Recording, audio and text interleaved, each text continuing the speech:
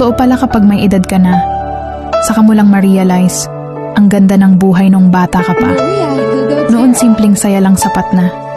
Laro sa labas, tawanan kasama ang mga kaibigan, at uwi sa bahay na pagod pero masaya.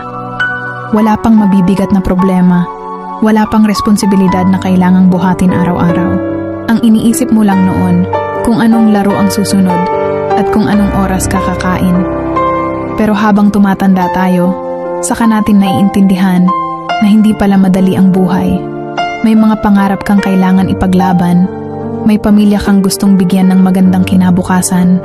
Doon mo marirealize na ang mga simpleng araw noong bata ka ay mga panahong hindi mo na mababalikan.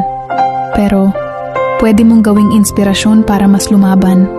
Kaya kung pagod ka man ngayon, tandaan mo lang, minsan kang naging batang puno ng pangarap. At hanggang ngayon nasa iyo pa rin ang lakas na iyon para ipagpatuloy ang laban sa buhay.